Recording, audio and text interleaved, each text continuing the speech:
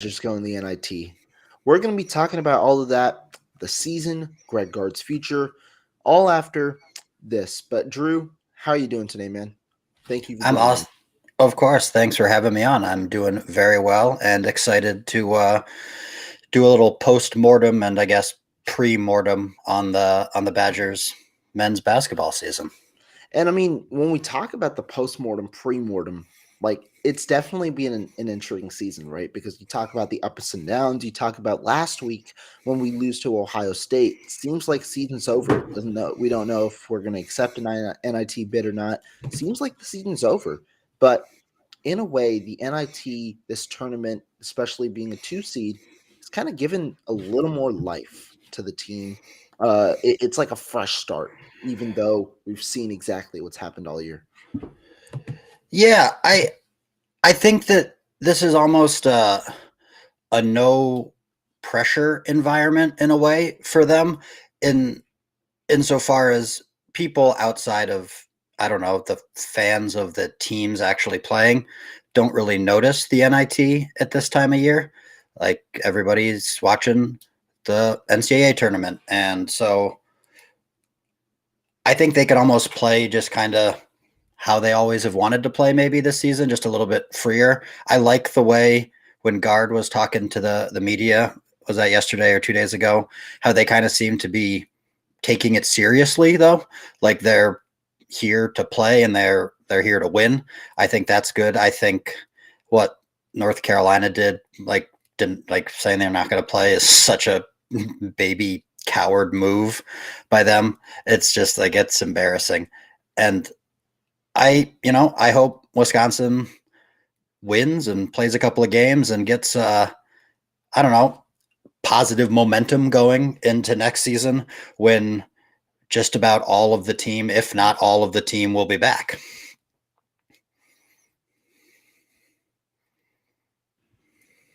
Yeah, I mean, you're right. When you talk about it, you do hope that this is good momentum for next year, because the one thing that I thought that was really important and led to this decision is the Badgers, they're returning pretty much their entire team. They had one senior this year, two if you include Jacoby Neath. We don't know exactly what's going on with him in his future, but the one senior is Tyler Wall, who is right now mulling whether he's going to return or not.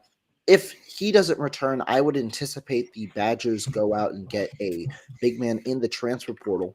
That would be my hunch as to who gets plugged in and starts immediately. But if he does return after the stretch of games, I mean, the Badgers have their exact starting five, and when you're really going through that continuity, there's no reason not to necessarily play. So I do like the move to accept a bid to the NIT. I understand image might not be the best, especially when you haven't, you know, it's the second time you haven't made it since in the last like 23 tournaments. But to me, I think that I absolutely don't mind the move. And I like the mentality that Wisconsin's approaching with this. Understand that the continuity is very important, but also understand that the way that your culture is hasn't changed. You're looking to go out and win the whole thing. And while I don't necessarily know how likely that is, it's still a good mentality to go into this tournament with. 100%. And I don't even think the optics or whatever are that bad. I mean, you got teams like Michigan and Oregon and Florida and Cincinnati. Like Right. these are all big time college basketball programs, most of whom have more of a basketball history than Wisconsin does. And like they are all playing in the tournament. It's just I I kind of thought that the a lot of the people who were like joking, I thought they were joking about Wisconsin declining a bid. I was like, well, why would they do that? Like they should play more games if they can. Like it's a good thing. And even I to your point on Tyler Wall's potential return or not, even if he does come back, Guard still has to bring in Yeah. a front court player. Like that is a non-negotiable this offseason. It was, I'd argue, a non-negotiable last offseason, and it didn't get done. And you can see how that affected the team. This year's team, if they literally just had Chris vote for another year, they make the NCAA tournament. He was worth at least the one win they probably needed to make the cut as one of the last 4 teams in, and they didn't have that, and it showed. So yeah, regardless of who comes back or doesn't, the transfer portal needs to be a point of emphasis this offseason for Gard and the staff. Exactly. And the one thing that I'll say based on the interactions I've had with Coach Gard is he's very understanding of his shortcomings. When we asked him, this was even mid-season, when we asked him, what's your plan for the offseason? Do you believe you need some more front court depth? And do you believe you need more depth? And he's like, absolutely. Regardless of what happens, we are going to add. And he didn't necessarily insinuate the transfer portal. I don't know if he's allowed to say it exactly, but it was anticipated that he was talking about the transfer portal. When you look in the early rumblings of who the Badgers or who the transfer portal might include, the Badgers are in some of those names, especially some of the forward. So, because first important, you do want competition, and that's as like guys who haven't seen the court.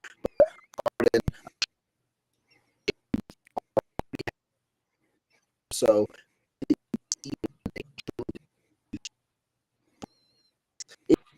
the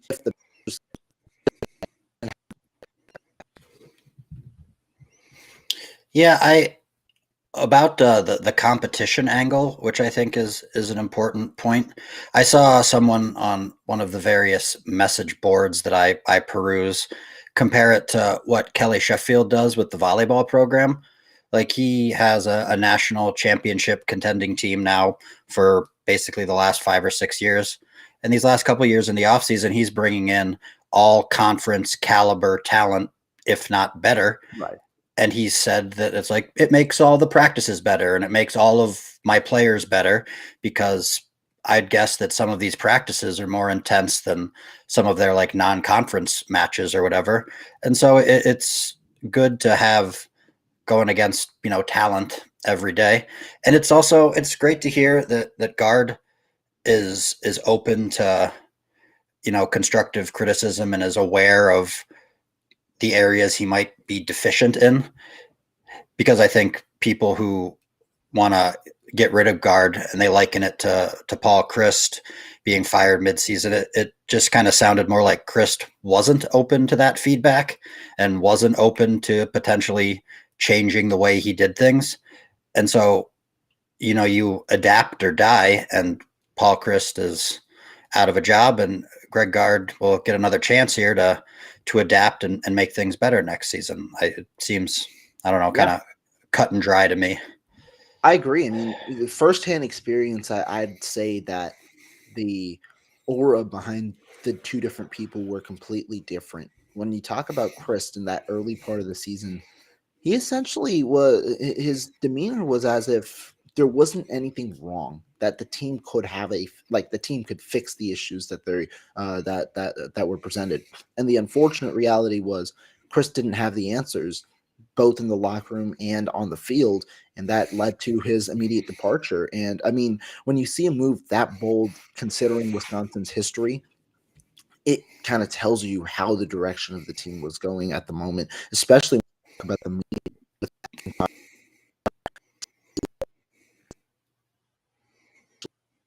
And there are certain factors like that that played into that role. But I do think that the situations are completely different. Greg Gard has been pretty forthcoming. I have respect for Coach Gard. I've had my fair share of criticisms this year covering the team, but I have a ton of respect because he is understanding of where his issues are, and he's unafraid to answer any questions. I mean, if you ask him a question, he will answer your question about whether it be about the team in a negative light, in a positive light, and he'll give his honest opinion.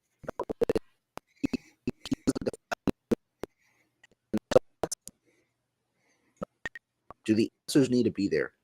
Absolutely. And where does that start? This offseason, when the Badgers are going to look to get that transfer big, at least one transfer into the program. You need to understand that this roster does have to be upgraded. This roster doesn't have enough depth. I think Gard understands that. He understands this problem. The number one thing, though, is results. Can he get the results done? That'll ultimately identify how the Badgers perform next year. in a year where they should have more continuity and chemistry with their young roster.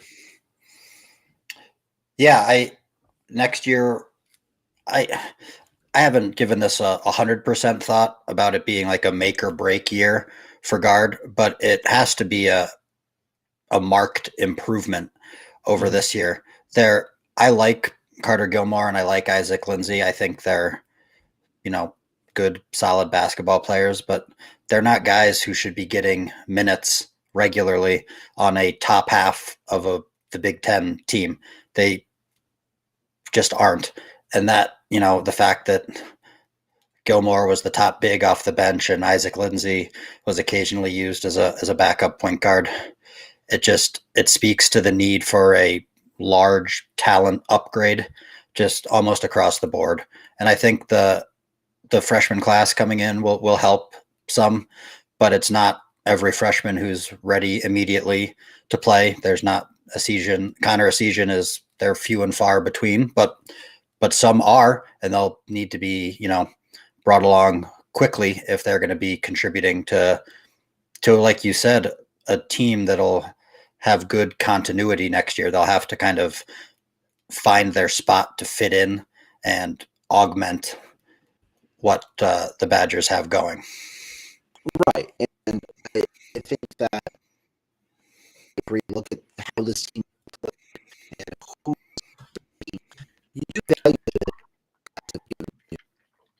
it is important to note that you do need a top end talent that you can not only rely on when in foul trouble, but you can rely on even on a regular basis to provide a spark off the bench. Those guys who could potentially be starters when you need to. And I mean, the number one thing when you see where the Badgers really couldn't deal with it is when you look at that 6-game stretch where Max Klesmit or Tyler Wall missed a game in the beginning of in the middle of the year.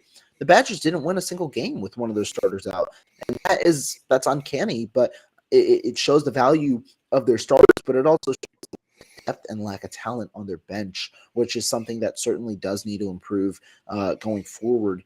And right now, it does look like the Badgers are looking to attack that mold. Obviously, I think their plans for the offseason become a little more clear once they figure out what Tyler Wall is going to do for his 5th year. I think that is the first stepping stone that probably comes in place. But it's certainly an area of need going into the offseason and what should be a fairly crucial offseason for the Badgers, understanding where they placed in the Big Ten this year after 2 strong finishes last year, and that they likely need to get back into the top 6, 7 probably if we're being fair.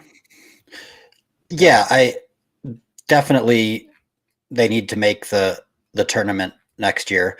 What that ends up being place wise in the Big Ten, I'd say right around 8th or above.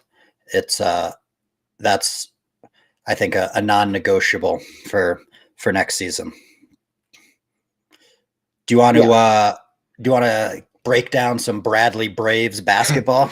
Let's do it, man. Let's do it because, I mean, you talked about it. This is a first-round matchup and something interesting. I know a lot of Badgers fans weren't necessarily, I mean, I don't know exactly when they're fully happy, but I know a lot of Badgers fans weren't necessarily as excited about the NIT tournament after missing out. Bradley fans, though, on the other hand, I think that they're really excited about the matchup. This is going to be tonight, 8 p.m. And I think one of the different platforms. So it'll be a fun game. The Badgers kind of get the 2 seed. What do you think about?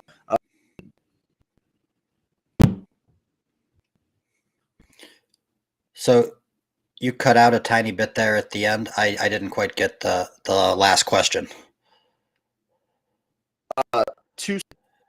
What's kind of essentially what was your initial thoughts when you see that the Badgers got? I mean, I don't know. The seeding in the NIT doesn't seem to mean a whole lot. I think that they want to cut down on potential travel more than they're trying to seed these teams by any sort of metric that shows which team is better than the other. Like you look at some of the matchups, there are a lot of like in-state matchups, like you've got Washington State and Eastern Washington, and just other closer regionally teams. Like Bradley is not that far away from Madison. And so I don't know. I don't really care about the seeding so much. I think it's fun for for the Bradley fans, like you said, just because they'll get a chance to kind of prove their mettle against a power six, I guess it is in basketball team, and try and get a big win that they can point to, because they don't have many, despite having 25 wins on the season. They didn't beat anybody good except for I think they beat Drake once, but then they lost to him twice. So beating Wisconsin in a down year, you probably won't remember that. Oh well, we may have lost Rohan there, so I'll just keep talking about Bradley. I think that they'll take this opportunity to give it their best shot, because then they'll also, even in the next game, they'll get to play Villanova, who's recently won national championships, or Liberty, who's been one of the best G5 or mid-major teams in the country over the past couple of years. So it's it's a big game for them, and I think Wisconsin, like they have been, is treating it with the respect that it deserves. Because if they don't come out and play hard, then they might just get punched in the mouth like they did against Ohio State. And by the time they turn it on, it'll be too late to come back and win. They couldn't do it against Ohio State. The hole they dug themselves was too deep.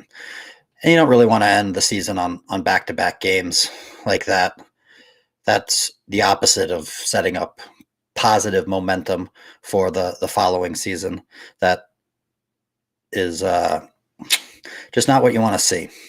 So I don't know how I feel about the game tonight in terms of what the score might be. I think Wisconsin will win. It'll undoubtedly be close, just because. Hey, welcome back. There we go. My apologies. We are good. No worries. But continue forward. Yeah. I was just talking the whole time once I noticed you were gone, just to try and fill the air. But I was just kind of getting to. I think Wisconsin should win this game. Yes. I don't know what the score will be. I would assume it'll be close, just because almost every Wisconsin game is close. Right. But Bradley's going to come out and they're going to want to knock Wisconsin off. Like, Wisconsin is a Power 6 Big Ten team, and that's a win they can point to as like, this is our big win this season. Because I don't know if you were here. They really don't have one. Otherwise, they beat Drake once, but lost to Drake twice. So it's kind of like they could use more of a marquee win, and then you'd get Villanova or Liberty in the next round, who are also two not necessarily name teams in Liberty, but they've been one of the best mid-major teams the past couple of years, and Nova has won multiple national championships recently. So it's like a good little quadrant there for to make a name for yourself. But I just, in looking at like the stats for Bradley, nothing they do necessarily is great. Like, they're just kind of a pretty good mid-major team, and that's it. Like, they don't have a lot of these mid-major teams kind of rely on like one superstar who scores like 25 points a game. They've got like a bunch of guys who average like 11 points a game. And so I guess that balance can be nice, but with the way Wisconsin usually plays defense, they can stifle a team like that somewhat easily. And so I wouldn't expect them to struggle all that much with Bradley. But, this whole season has been kind of a struggle, so what do I know? No, I think that what you said is right. I mean, when you look at the initial outlook on Bradley, it doesn't seem like they're a fast team. I think that might be one of the ways Wisconsin might necessarily lose if they're not able to dictate the pace to how they've done, and they've been able to do that fairly well in some games, right? You talk about being Purdue being close, some of the early games being close, kind of playing their way, and then playing efficiently at it is where they're best at. Bradley, though, it seems like they play to Wisconsin's pace, and they're a solid shooting team.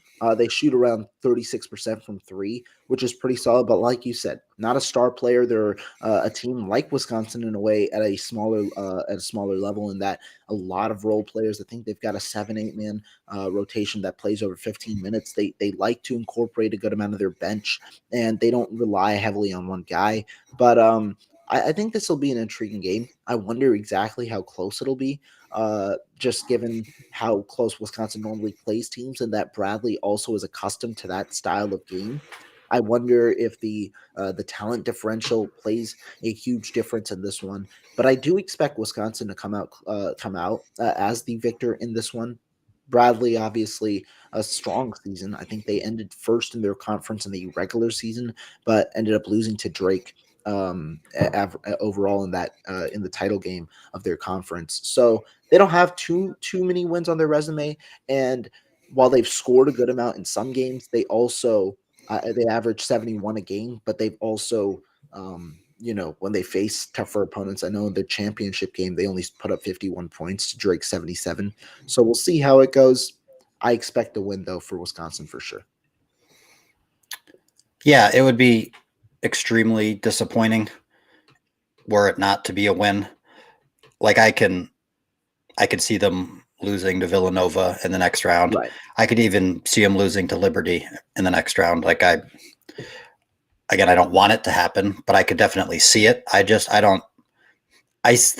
very few, if any, scenarios that I see Bradley beating Wisconsin, especially at the Kohl Center. Like I don't think it'll be like some sort of crazy electric atmosphere, but like it's a bigger arena than most Missouri Valley Conference teams are used to playing in, and it's just the comforts of being at home.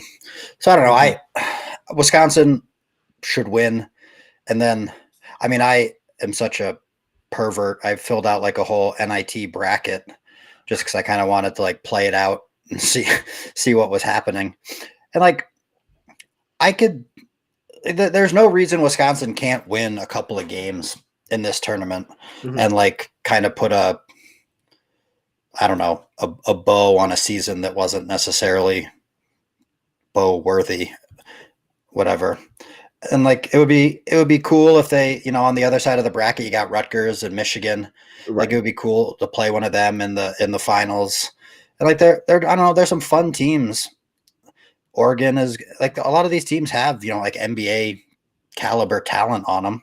And so it's just, again, going back to, I think we talked about it earlier, it's like just a good experience for the team to play against other good teams to try and build some positive momentum going into an important offseason with an important next season coming up for the coach and for the players too.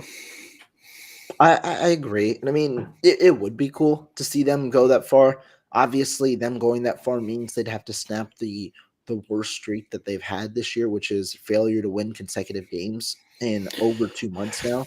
And so logic says they lost the last one, they'll win this one, and they'll lose to Villanova. That is what logic says, but who knows? Logic in Wisconsin this year don't necessarily pan out. Maybe they go on a nice little run here, and they end up facing one of the Michigans or the Rutgers, who also were close in the March Madness battle.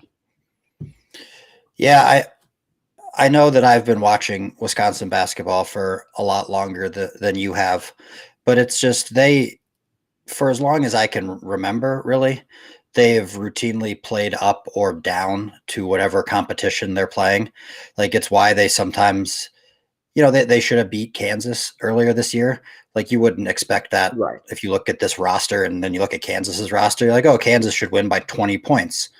But then, you look and they lose all these other ridiculous games. They lose to Nebraska in overtime and like whatever. It's just, that's why I would expect tonight to be close, because like Bradley's, they're not very good.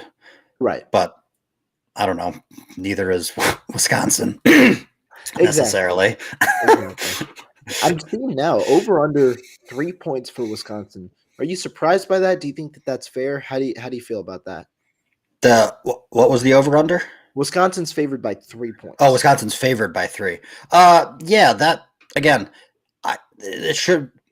I would say they will win by more than 3 points, but I wouldn't be confident saying they'd win by more than 8. It'll be close enough where free throws will have to be made at the end of the game, and I'll probably have a conniption around like 10-20 tonight as they're missing shots for the 4th straight minute in the second half or whatever. But yeah, 3 points, I don't know. That seems to be giving Bradley a little more credit than I would give them, but Vegas usually knows, so it'll probably be close again. Yeah, man, it'll be close. And the other one that I see, over under of 127 for the point total, which what is that, like 63 and a half pretty much, which I think is around what the game should be, around somewhere around there. Yeah, I can see both teams in the mid to high 60s, and maybe Wisconsin gets into the low 70s with free throws at the end. Yeah. But that like requires them to be making shots. Like, they can't make shots at the rim. They sometimes struggle to make shots from beyond the arc. It's just, you got to make. Yeah, I mean, that's the difficulty with this team, right?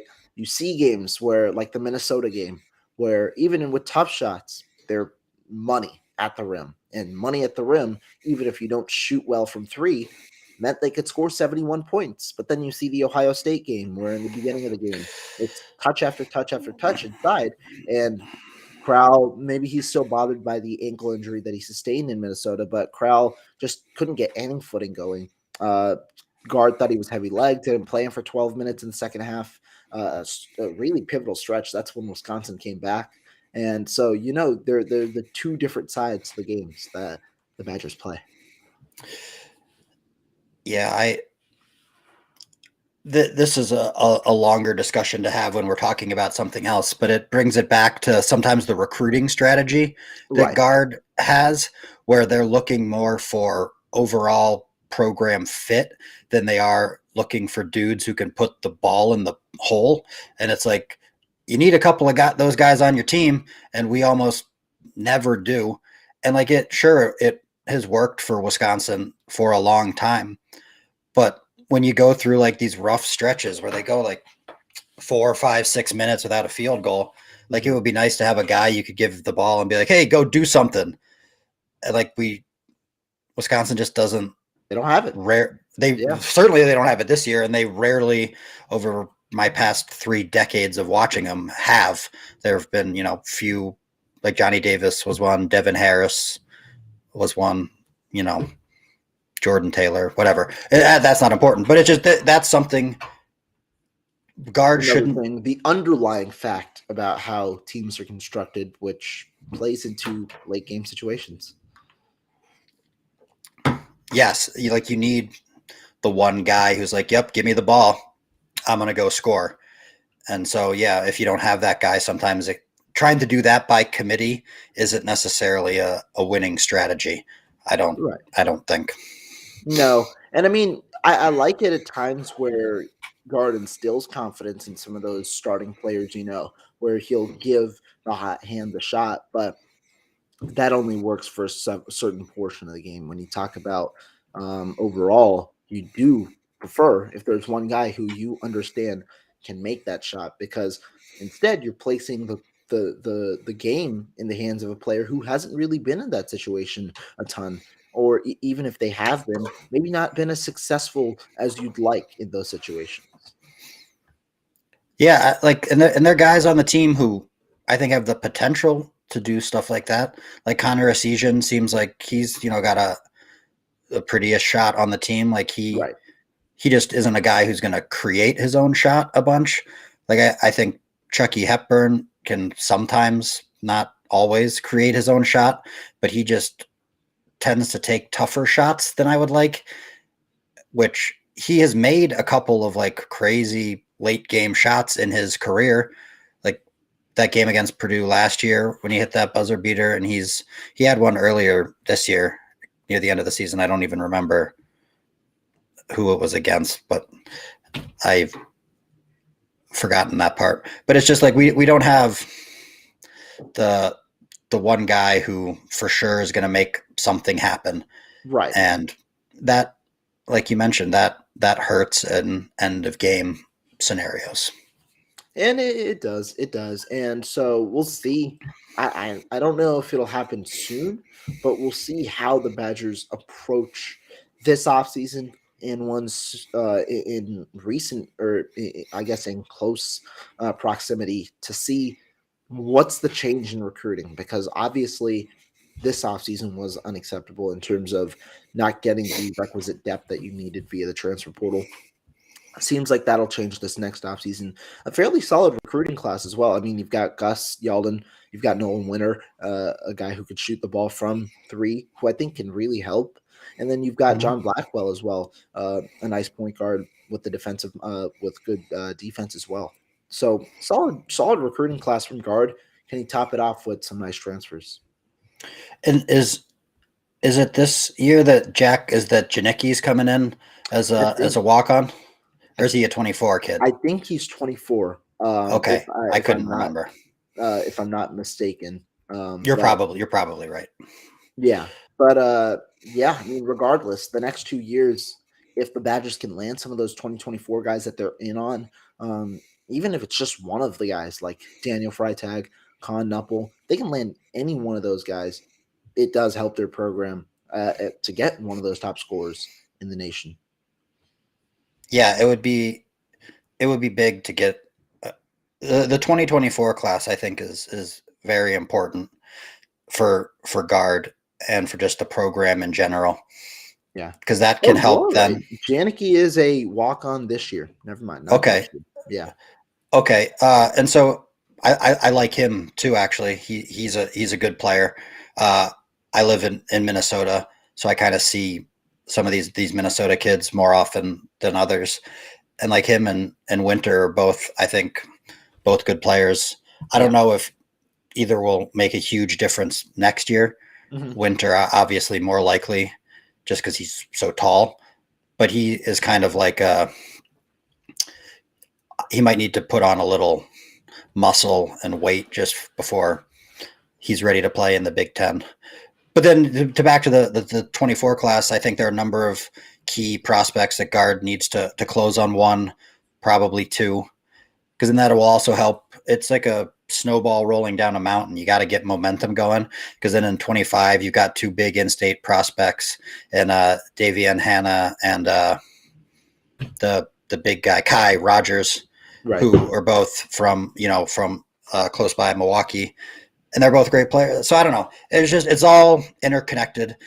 And back to the getting rid of Greg Gard, I don't think it's time for that yet, because he's gotten a good first push for these kids. And if he can turn it around next year, I think he has a good chance at closing on some of them.